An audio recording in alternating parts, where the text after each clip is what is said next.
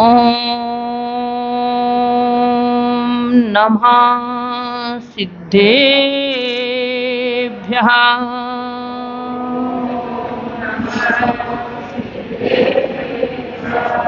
ॐ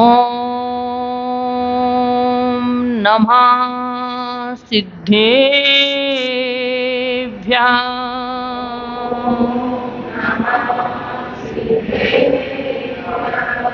ॐ नमः सिद्धेभ्यः।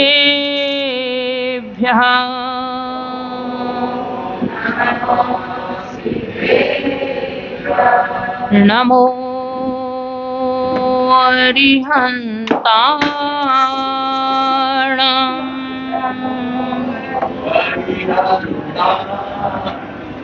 नमो सिद्धाणम्।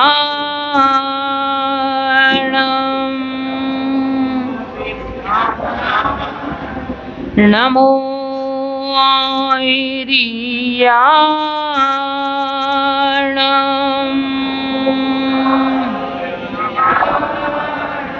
नमो वज्रायाणम्।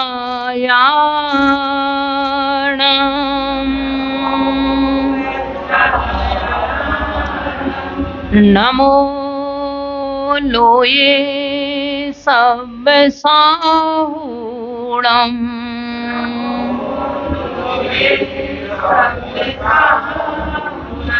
पंच परमेष्ठी भगवान की, 24 तीर्थंकर भगवान की, परम पूज गुरुवर आचार्य श्री विद्याभूषण सन्मति सागर जी महाराज की, उत्तम शौच धर्म की।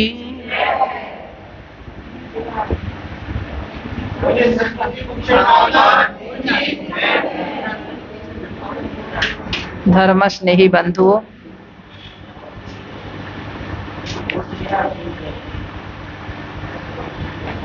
पर्व राज पर्युषण का चतुर्थ दिन,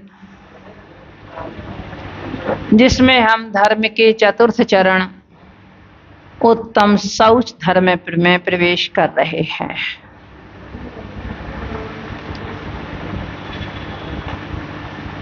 अगर सही रूप में देखा जाए,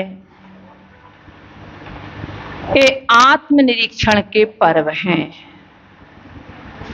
आत्मनिरीक्षण के पर्वों में हमने विगत 3 दिनों में अपना परीक्षण किया कि हमारी आत्मा स्वभाव से पवित्र।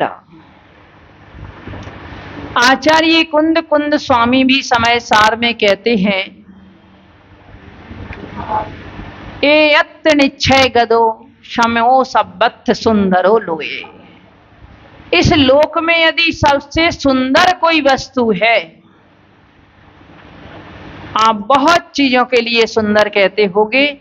आपके अच्छे वस्त्र भी आपको सुंदर लगते होंगे, आप अच्छी कोठी बनाते हो वो भी आपको सुंदर लगती होगी, आपका तन भी आपको सुंदर लगता होगा।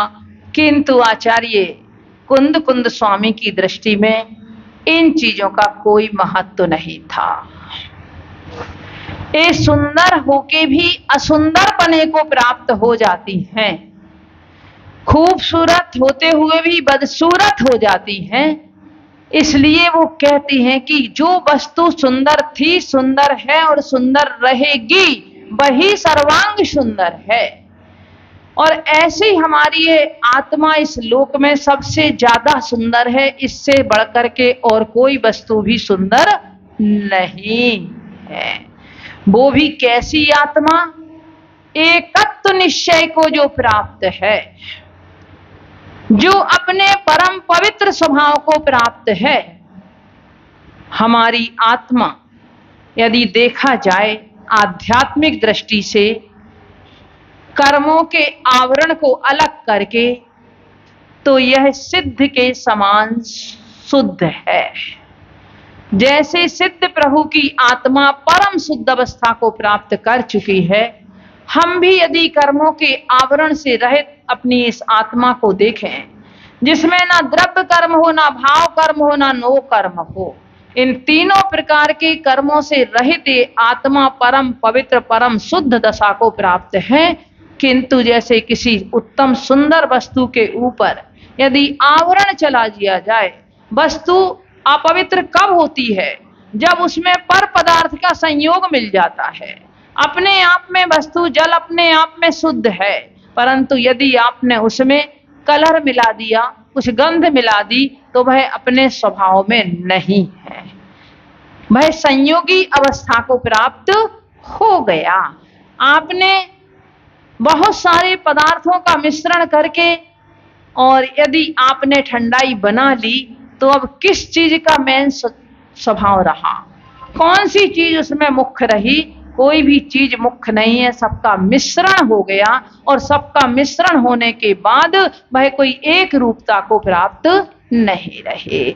हमारी आत्मा भी जो परम पवित्र स्वभाव वाली है, किंतु वह भी उसमें भी मिश्रण हो गया है। द्रव्य कर्मों का मिश्रण हुआ, भाव कर्मों का मिश्रण हुआ, नो कर्म का मिश्रण हुआ, और एक कहें कि अगर संक्षेप में यदि देखा जाए तो इस आत्मा में क्रोध, मान, माया, लोभ आदि चारों कसायों का मिश्रण हुआ।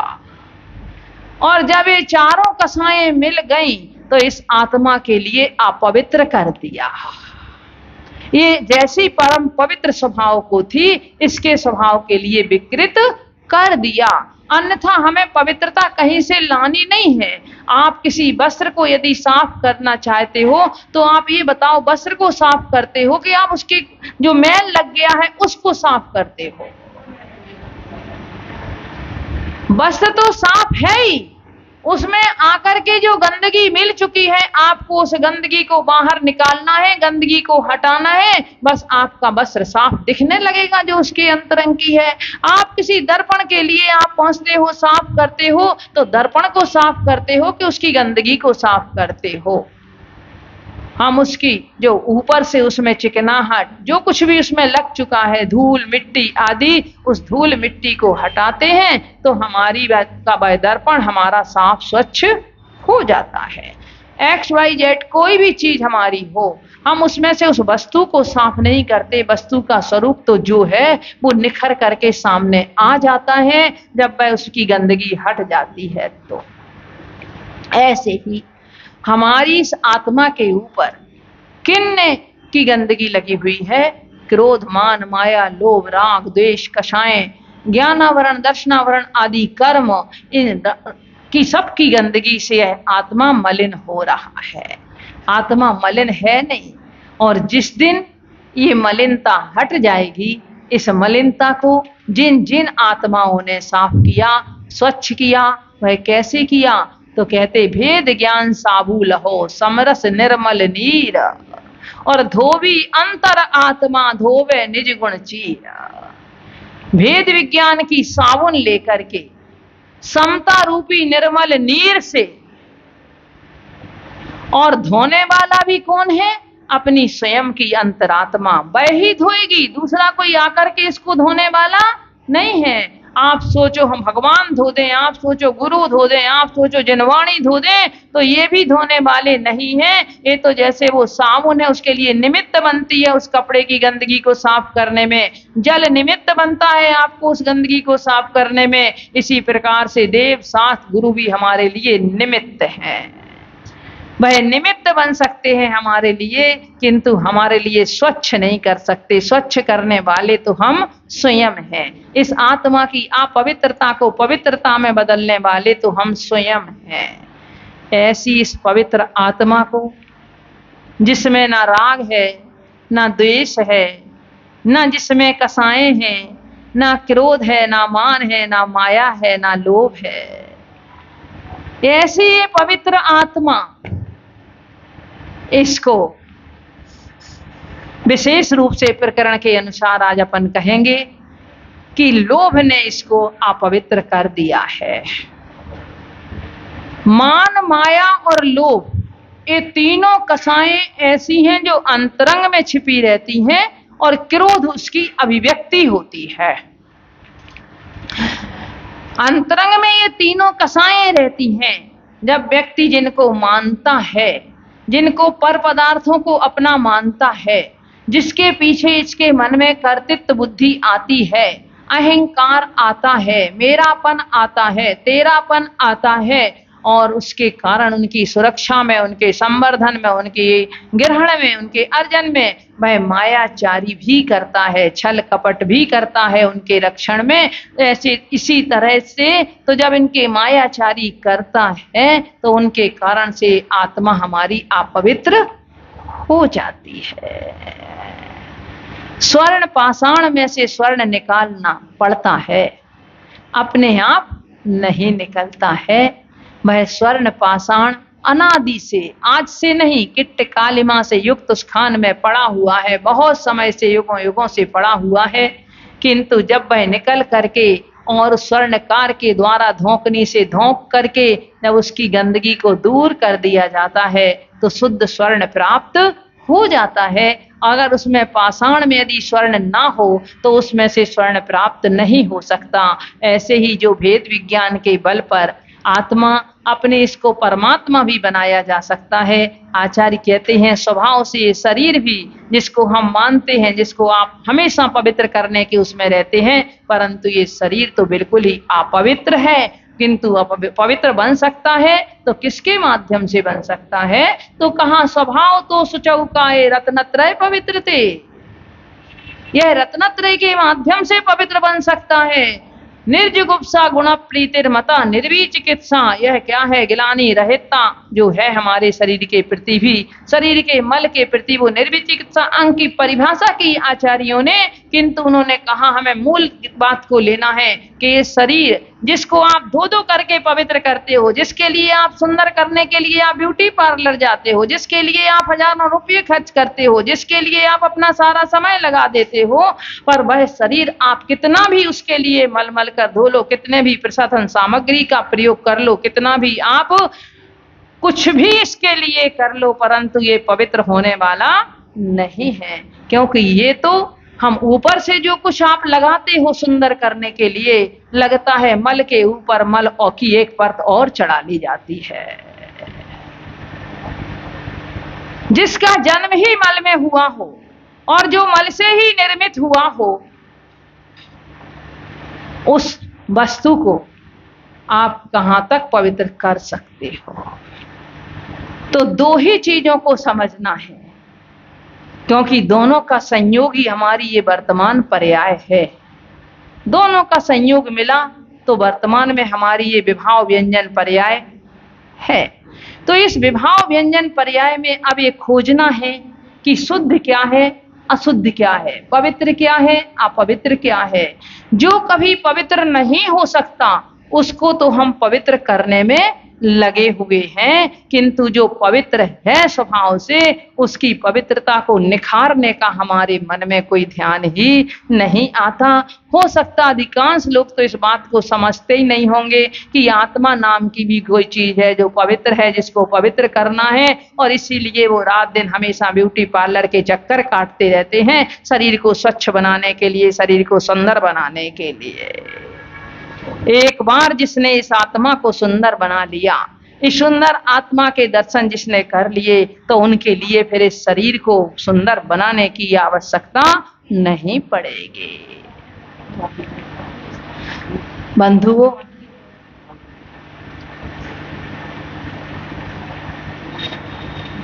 इस शौच धर्म में, इस पवित्रता में बाधक आपको मालूम है, यह लोभ कषाय।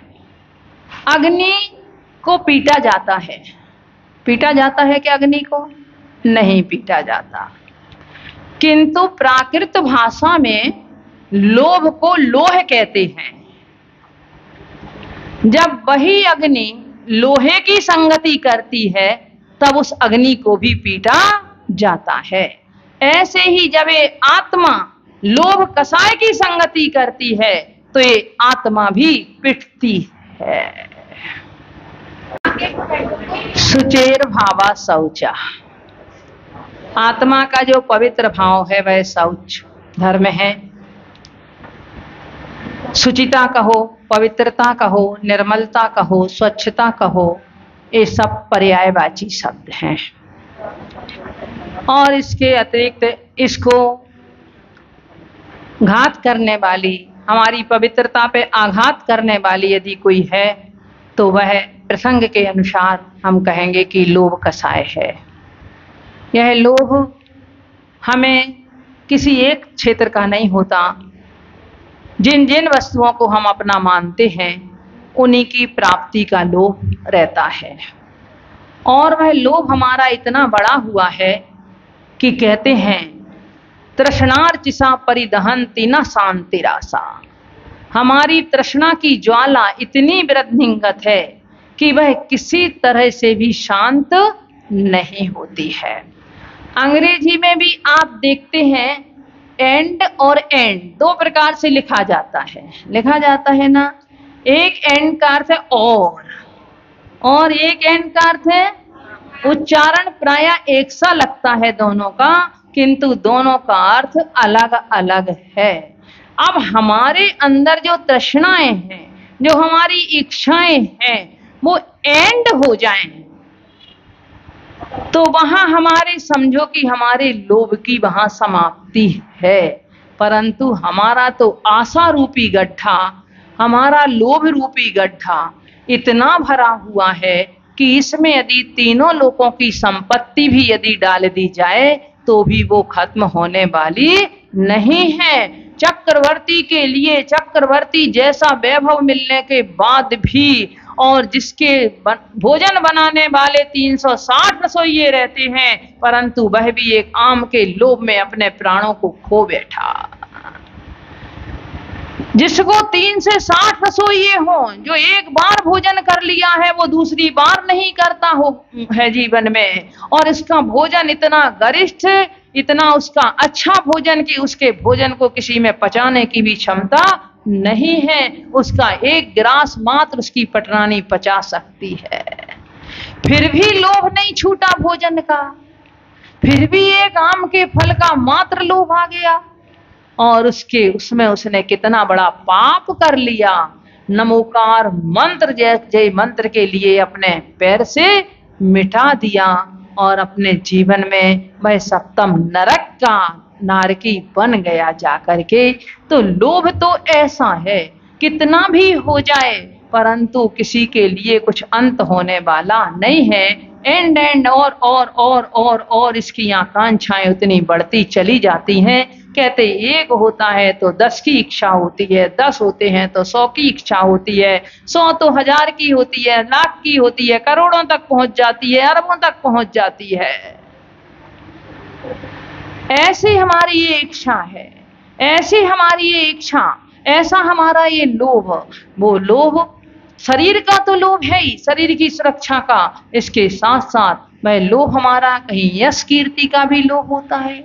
हमारा यश फैल जाए, हमारा सारे लोग हमको अच्छा कहें, हमारा सारे में प्रशंसा हो, सब लोग हमारी प्रशंसा करें, ये बहुत बड़ा लोभ होता है लोगों के मन में। और इसके लिए वह मायाचारी भी करता है, दिखावा करता है, प्रदर्शन करता है, होता कुछ है और दिखाता कुछ है। महाराज जी सुनाते थे एक छोटी सी बात कि पुरानी जमाने की बात है, गांव की पंचायत लगती थी तो एक व्यक्ति की पहले बेचारा अच्छी परिस्थिति में था, धीरे धीरे थोड़ा सा कमजोर परिस्थिति में हो गया, परंतु लोग से कहे कैसे वो कि मेरी स्थिति बिगड़ गई। तो रोज अपना जहाँ पंचायत हो, मीटिंग हो, आपस में जब बैठते ही हैं गांव के लोग, अपना चौपाल में पेड़ के नीचे बैठते ही थे पहले के लोग आपस में, तो वो आए तो अपनी मूंछों में एक चावल का दाना जरूर लगा था कि मैं खीर खा के आया हूं, इसलिए वो लगी रहेगी होगी, क्योंकि खीर बड़े लोगों का भोजन होता है, महेरी छोटे लोगों का भोजन होती है। तो ऐसा व्यक्ति के लिए अपने अगर चावल को मट्ठे में पका दिया जाए तो उसको कहते हैं महेरी, और चावल को यदि दूध में पका दिया जाए तो उसे कहते हैं खीर। तो इतनी छोटी छोटी सी बातों पे व्यक्ति के लिए अपने यश का लोभ रहता है, सम्मान का लोभ रहता है। यहां तक लोग अपने उस सम्मान को पाने के लिए लाखों रुपए दान में देने के लिए तैयार हो जाते हैं, करोड़ों रुपए दान में देने के लिए तैयार हो जाते हैं। देखते हैं कि मेरे नाम का पटिया अच्छी तरह से लगेगा कि नहीं लगेगा। ये कोई लेने वाले भी कोई बड़ी संस्था वाले हैं या नहीं, कहीं कोई छोटी मोटी संस्था वाले तो नहीं है। सबको मालूम होता है इस बात को कि जहां सब देते हैं वहां तो देते ही रहते हैं, किंतु जहां आवश्यकता हो, आचार्यों ने कहा है विधि द्रव्य दात्री पात्री विशेषा तद विशेषात, और उसमें विशेषता तो इससे आती है, परंतु दान किसके लिए देना, देने लेने वाले की इच्छा को पूरा करना और अपनी लोभ कसाय को कम करना। लेने वाले को, जो दान लेने आया है, उसकी भावना क्या है, उस इच्छा को पूरी कर देना, यह आपका दान कहलाता है। स्वस्याति सर्गोदानम, स्व और पर का जिसमें उपकार हो, परंतु उस बात को ना सोच करके हम ये देखते हैं कि कोई कैसा बड़ा व्यक्ति है, बड़े लोग लेने के लिए आपके घर में यदि आएंगे तो आप ये लोभी है कि इसमें हमें यश मिलेगा। मंचमाला माइक का भी लोभ इसी यश के चक्कर में रहता है।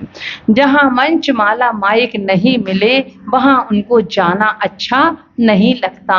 सभा बड़ी है छोटी है कैसी है, इसको हम पहले देख लेते हैं। कोई बड़ा नेता आ रहा है नहीं आ रहा है, कोई मंत्री आ रहा है, उसके गले में माला पहनाने को मिल जाती है तो हम खुश हो जाते हैं, चाहे वो शराब पीता हो, व्यसन सेवन करता हो, कुछ करता हो, आप उसकी अनुमोदना कर रहे हो, परंतु किसी बड़े मंत्री नेता को अगर हमें माला पहनाने को मिल गई तो हमारे लिए संतुष्टि हो जाती है। ये हमारा लोभ है कि नहीं है? यश का लोभ। व्यक्ति ऐसे यश पाना चाहता है, झूठा यश पाना चाहता है, अपने आप को अपने आप से स्वयं अपने गुणगान करता है, मैं ऐसा हूं, मैं ऐसा हूं, मैं वैसा हूं, इस तरह से अपना गुणगान करना चाहता है और अपना गुणगान कर करके दूसरों को बताना चाहता है कि कोई ये ना समझ ले कि मैं कुछ नहीं हूं, मैं भी कुछ हूं। पद प्रतिष्ठा का लोभ होता है, धन का लोभ होता है। धन के लोभ के चक्कर में तो व्यक्ति बहुत कुछ पाप कर बैठता है। अगर आपको देखना है, उत्तर पुराण में आप एक घटना जरूर पढ़ लेना, श्री कृष्ण के बाबा अंधक वृष्टि की। अंधक वृष्टि श्री कृष्ण के बाबा थे। उन्होंने पूर्व जन्म में उनका मित्र व्यापार के लिए जा रहा था, उनका जिनालय था। उन्होंने सोचा मेरा ये मित्र है, ये मेरी मंदिर की व्यवस्थाएं संभाल लेगा। वो मंदिर की व्यवस्था संभालने के लिए उसको दे गए, और कितना दे गए उनके लिए? 12 वर्ष तक के लिए 100 स्वर्ण मुद्राएं प्रतिदिन के खर्च के हिसाब से उनको सौंप के गए। इतना धन उनको दे गए कि मंदिर की व्यवस्था आप अच्छी तरह से बनाए रखना, परंतु उन्होंने वह धन मंदिर की व्यवस्थाओं में ना लगा करके और अपने काम में लगा दिया, अपने व्यापार में लगा लिया, अपने भोगों में लगा लिया। इस तरह से उन्होंने लगा लिया। उसके बाद उन्होंने जो कष्ट झेले हैं, यदि आप अंतर से पढ़ोगे उस ग्रंथ के लिए, उस कथा के लिए, तो आपके लिए लगेगा कि आपका रोम रोम खड़ा हो जाएगा उसको पढ़ के। उन्होंने कैसे कैसे कितने भवों तक उसके कष्ट झेले हैं। होता है ये धन के लोभ में, चाहे वो चोरी हो, चाहे वो झूठ बोलना हो, चाहे वो कुछ भी हो, ये सब लोभ के कारण पाप होते हैं। 5 पापों का बाप कहा है लोभ के लिए। कसाय तो कही ही है, परंतु पाप का बाप कहा है। जब उसके लिए ब्राह्मण को उत्तर नहीं मिला, अपनी पत्नी ने, उसने पूछा लोभ का पाप का बाप क्या है, तो बोला अरे मैं तो गुरुजी ने पढ़ाया ही नहीं, मैं तो फिर जाता हूँ। वो फिर से लौट करके पैदल चला गया बनारस जाने के लिए। रास्ते में मैं एक वेश्या का घर था, बड़ा सुंदर था, उसे मालूम तो नहीं था उस समय कि ये वेश्या का घर है। चबूतरे पर सो गया, और जब लेकर के वेश्या के माध्यम से जब वेश्या सुबह निकली वहां, और उसने पूछा कि तुम यहाँ क्यों पढ़े, कैसे पढ़े हो? बोले कि मेरे गुरुजी ने बहुत पढ़ाया, पर मुझे गुरुजी ने एक बात नहीं पढ़ाई कि पाप का बाप क्या है। मेरी पत्नी ने पूछा तो मैं तो अनपढ़ जैसा रह गया, मैं उसका उत्तर नहीं दे पाया। उसने कहा अच्छा आप अंदर आइए, अंदर आकर के बैठिए। अंदर आप कौन हो? अरे मैं वेश्या हूँ। अरे मैं तुम्हारे घर में, मैं नहीं आ सकती तुम्हारे घर में। कैसे? मैं ब्राह्मण, मैं कैसे प्रवेश करूंगा तुम्हारे घर में? अरे पंडित जी लीजिए 1 स्वर्ण मुद्रा, आप मेरा घर ही पवित्र हो जाएगा कम से कम आपके उससे, आपके चरण पड़ने से। मैं इतने पाप करती हूँ, मेरा घर तो पवित्र हो जाएगा आपके आने से कम से कम। स्वर्ण मुद्रा उसने दिखाई, पंडित जी अंदर चले गए। अब आप बैठ जाइए। नहीं, मैं आपके यहाँ बैठ नहीं सकता, मैं नहीं बैठ सकता तुम्हारे घर में, तुम्हारा घर अपवित्र है। अरे पंडित जी, 2 स्वर्ण मुद्राएं लिए, आप कम से कम बैठेंगे नहीं तो घर कैसे पवित्र होगा। ऐसे करते करते उसने उससे कहा, उसने 10 स्वर्ण मुद्राएं दिखाई। पंडित जी, अब आप मेरे लिए कुछ उपदेश दे दीजिए। उपदेश देते, अरे तू क्या उत्थान करेगी, तू तो वैसे ही है, तू तो इतने पाप करती है, तुझे क्या उपदेश दूं। पंडित जी, 6 स्वर्ण मुद्राएं ये आपके आगे रख रही हूं, आप मेरे मुझ पापिन के लिए कम से कम भी उद्धार का उपदेश तो दे दीजिए। चलो भाई, उपदेश देता हूं, किसी का उद्धार हो जाए तो। अब पंडित जी, आपने मुझे उपदेश दिया, आप मेरे गुरु बन गए, आप कम से कम मेरे यहाँ कुछ भोजन तो कर लीजिए। भोजन वेश्या के हाथ से मैं कैसे भोजन कर सकता हूं? मैं ब्राह्मण, मैं पंडित, मैं भोजन कैसे कर लूंगा? अरे पंडित जी, यहाँ कोई देख नहीं रहा है, यहाँ हम हैं या आप हैं, और कोई तीसरा तो है नहीं। और आपने मेरे ऊपर इतनी कृपा की है कि आप मेरे घर में आ गए, आपने मेरे लिए उपदेश दे दिया, आज तो मेरा घर पवित्र हो गया, आज तो मेरा सौभाग्य जग गया, आज तो मैं पवित्र हो गई, अब तो मैं तिर जाऊंगी, मुझे विश्वास हो गया। और अगर आप मेरे यहाँ भोजन कर लोगे तब तो फिर मुझे पूर्ण विश्वास है कि मेरे सारे पाप धुल जाएंगे। और आपके लिए मैं ये 20 स्वर्ण मुद्राएं देती हूँ, बस 1 गिलास, ज्यादा नहीं, 1 गिलास ले लीजिए, ज्यादा नहीं, बस मेरे हाथ से। और वह भोजन की थाली आ जाती है। पंडित जी, मेरे हाथ से लीजिए 1 गिलास, तो अपने हाथ से नहीं, आप अपने हाथ, मेरे हाथ से। मेरे इन हाथों ने बहुत पाप किए, अब मैं इन हाथों को पवित्र करना नहीं हूं। आपका मेरा जीवन सुधारने का आपको पुण्य लग जाएगा। बस पंडित जी बोले, चलो ठीक है।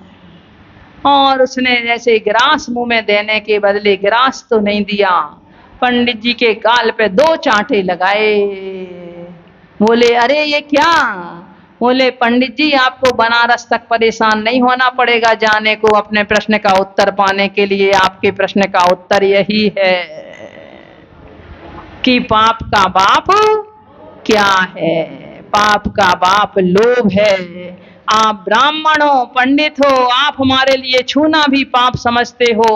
आप हमारे घर में प्रवेश नहीं कर रहे थे, किंतु आज उस लोभ के कारण आपको ये स्थिति आ गई कि आप मेरे हाथ से भोजन करने के लिए भी तैयार हो गए। बस यही है लोभ, पाप का बाप। बोले, ओहो। पंडित जी ने वही छोड़ी वो मुद्राएं, वही सब कुछ छोड़ करके भागे वापस अपने घर की ओर कि मैं से उन्हें उत्तर मिल गया। तो हम भी कई बार, वो तो घटना घटी हो ना घटी हो, किसी ने भाई बोध कथा के रूप में बनाई हो, किंतु अब प्रैक्टिकल आप देखो, कई बार आपका सोना दुगना कर दूंगा। आप बिल्कुल देखना नहीं इसके लिए, बिल्कुल आप रख दो इसके लिए आपका दुगना हो जाएगा, आपका ये दुगना हो जाएगा, आपका वो दुगना हो जाएगा। और हमारी माता बहनें उनके में आ जाती हैं और वो सारा का सारा गमा बैठती हैं। ऐसे तो कई दृष्टांत आपने सुने ही होंगे, एक कई घटनाएं आपने सुनी होंगी ऐसी, और घटती ही हैं, सच्ची घटनाएं घटती हैं ऐसी। तो हम यदि कहीं उस लोभ में पड़ जाते हैं तो नुकसान किसका होता है? हमारा स्वयं का नुकसान हो जाता है, क्योंकि ये है ही तृष्णा की ज्वाला जो हमें निरंतर जला रही है। वह तृष्णा की ज्वाला शांत करने के लिए आचार्य कहते हैं, भाई संतोष ही एक परम धर्म है, समता ही परम धर्म है। इस तृष्णा की ज्वाला को यदि शांत किया जा सकता है तो संतोष के माध्यम से शांत किया जा सकता है, और दूसरा कोई उपाय इसके लिए शांत करने का नहीं है। आप यदि अपनी मर्यादाएं बना लोगे, आप यदि अपनी सीमाएं बना लोगे, आप यदि अपना एंड कर लोगे अपनी इच्छाओं का कि चलो अब हमारे लिए और नहीं चाहिए, सोचो चक्रवर्ती के वैभव को भोग के भी शांति नहीं मिली। सिकंदर को विश्व विजयी बनने का सपना था, सब उसके दृष्टांत को जानते हैं, परंतु अंत में उसे भी समझ में आ गया कि ये विश्व विजयी आखिर में बनूंगा, कितने दिन तक मेरा नाम चलेगा, कितना इतिहास लिखा जाएगा, कब तक मेरा नाम चलेगा, मेरे नाम को जानने वाले कितने लोग होंगे। आखिरी वैभव जो मैंने दूसरों की गर्दनों पे खंजर चला के एकत्रित किया है, जो मैंने ना जाने कितनी माताओं के सिंदूर को पहुंचा होगा, कितनी मैंने माताओं को पूरे जीवन भर रुलाने के लिए, रोने के लिए मैंने तैयार कर दिया होगा, जिनके लाल को मैंने के गर्दन पे खंजर चला करके, उन पे मैंने तलवारें चला करके उनके प्राणों का घात करके, कितनी नारियों को मैंने वैधव्य के दुख भोगने के लिए मजबूर कर दिया होगा, कितनी माताओं को मैंने जीवन भर रुलाया होगा, कितनों का सुहाग छीना होगा। मैंने इतने जो पाप किए हैं और इतने पाप करके जो धन मैंने कमाया है, क्या ये मेरे साथ जाएगा? समझ आ गई, नहीं जाएगा। कहते हैं आप चाहे मंदिर का, चाहे मूर्ति का, चाहे भाई का, चाहे पिता का, चाहे किसी का भी आप कर लो, किसी के साथ भी आप दगा कर लो, किसी के साथ भी लोभ में आकर के आप छल कपट करके और आप इकट्ठा कर लो, आप दूसरे झूठ बोल करके आप दूसरों से अपने व्यापार में कैसे भी आप कर लो, किंतु उसका फल तो हमारे लिए स्वयं को ही भोगना पड़ेगा। ऐसे वो अंगुली माल के लिए भी ये बात समझ में आ गई थी, जो अंगुली काट काट करके अपने गले में माला पहनता था, साधु बना हुआ था, किंतु साधु बनने के बाद में भी वहां से निकलने वाले यात्रियों के लिए उनको कष्ट देता था, उनका सब कुछ छीन लेता था। जब एक साधु ने अंत में उनसे कहा कि तुम एक बात बस अपने परिवार से पूछाओ कि जो तुम पाप कर रहे हो, क्या तुम उसमें वो सहभागी बनेंगे? कोई भी हो, हम और आप, कोई भी आप भी पाप करते हैं, किनके लिए करते हैं? लगता है बच्चों के लिए कर दें, बच्चों के लिए कर दें। अरे पूत कपूत तो का धन संचय, पूत सपूत तो का धन संचय। और वही बेटे जीवन रहने के पहले आपसे छुड़ा लेंगे आपकी चाबी, वही बेटे आपका क्या साथ देंगे? एक बार सोच करके देखो कि जिनके पीछे हम कर रहे हैं, क्या वो हमारे हैं? अरे हमें अपनी हमारी आत्मा जिको हम अपवित्र कर रहे हैं, हम अपनी आत्मा को राग द्वेष आदि लिप्सा से हम क्या कर रहे हैं? हम अपवित्र कर रहे हैं। इसके लिए हम स्वयं नरकों की गति का बंद कर रहे हैं, हम मायाचारी करके तिर्यंक चायु का बंद कर रहे हैं, हम अपने जीवन को स्वयं खतरे में डाल रहे हैं, हम अपने पैर पर स्वयं कुल्हाड़ी पकड़ रहे हैं। क्योंकि कल जैसे बात हुई, बोले वो छोड़ नहीं सकते, करेंगे तो हम जिस लाइन पे चल रहे हैं चलेंगे तो उसी लाइन पे, भले हमें कितना भी सुना लिया जाए धर्म की चर्चा, हमें आर्जव धर्म की सुना ली जाए, मार्दव की सुना ली जाए, शौच की सुना ली जाए, किंतु जो कर रहे हैं उससे हम विमुख नहीं होंगे। तो तैयारी कर लो, रिजर्वेशन करा लो अपना नरक त्रियंच आदि गतियों में जाने का।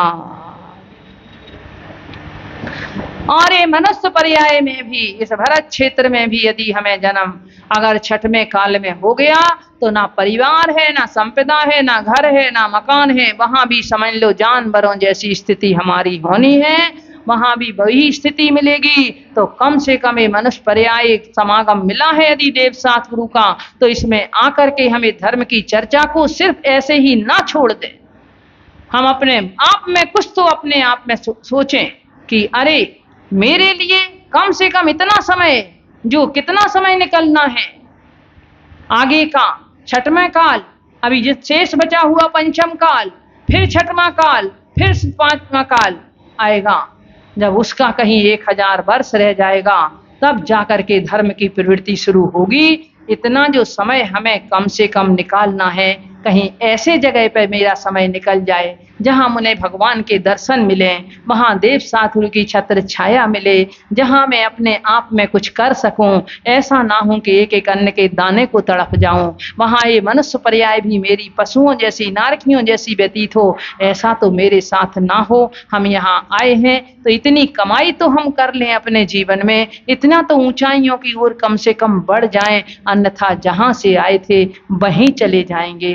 तो एक बार विचार जरूर हम अपने आप में कर लें।